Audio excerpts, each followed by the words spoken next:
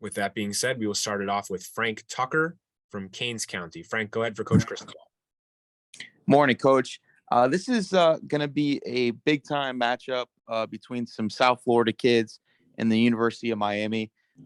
Is Yokeith Brown one of those kids that you guys are really game planning for heading into this game? When you play a team that has a lot of great players, you game plan for everything they do and everybody that they have. So he's certainly another great player for them. So he's part of the game plan for sure. Go to Luke Cheney from All Hurricanes. Luke, go ahead for Coach Cristobal. Hey, Coach. So you've coached at Cal Field 3 times over your college coaching career. Just through your experience, how is that crowd like, and what are you expecting from them come Saturday night? They do an unbelievable job supporting their football program, and it's one of the premier atmospheres, on game day. Go to Matt Shodell from Kane Sport. Matt, go ahead.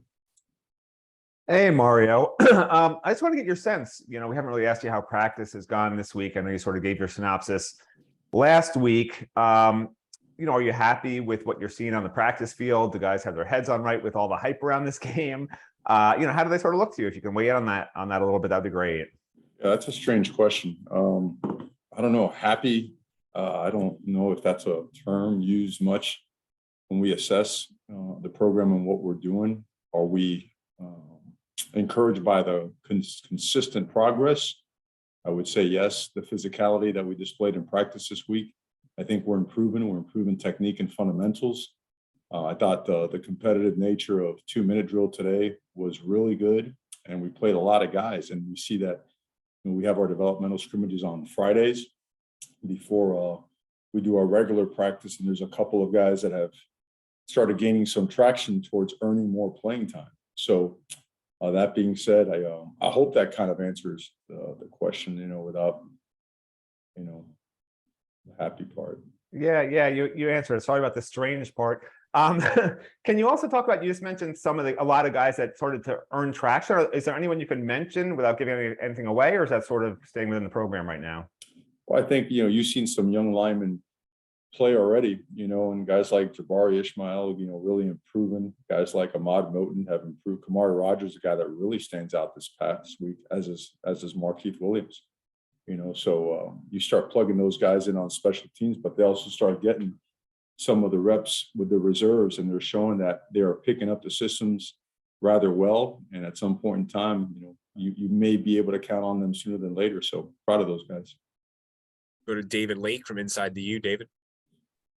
Coach, just want to check in and ask you, how is Akeem Mesidor's body reacting this week to practice? Sure. No, he looked good today. So we expect a full speed player on Saturday. Go to Manny Navarro from The Athletic. Manny. Hey, Mario, kind of along those lines, just where Zion and Jalen are. I know they played obviously the last game, but you guys wanted to see them full speed in practice. Curious if they were able to do that. Full speed, 100%, and took 100% of the reps. So we feel good about those guys as well. Go to Susan Miller-Degnan from the Miami Herald. Susan. Hi, Mario. Texas A&M recruits well at the D-line position. How specifically will your O-line be challenged this week? Anything you can say on that? Well, in every way, they're really, really big, powerful, explosive guys with a lot of length and a lot of range. They're explosive and twitchy, that's a difficult combination when guys are big and powerful. Very, on the edges, typically you find guys anywhere from the 225 to the 250 range. And, they've got guys who are 280, 290 that play outside as well and jump in there on third down with some of their third down pressure packages. But they're really big and physical and stout up front, and they knock back the line of scrimmage. And their defense, has been really, really impressive in everything we've seen on tape. So, our guys are looking forward to a great opportunity, a great challenge. Looks like we only have one more hand raised. So the last question for Coach Cristobal will come from Adam Lichtenstein from the Sun Sentinel. Adam. Hi, Mario. Texas A&M, they had a rough game last week on offense. Just from watching film on them and, seeing what App State did to contain them. What did you see from that? What things can you kind of take from that? Well, I think that they're extremely talented, and they have played really good football, and they didn't have their best day.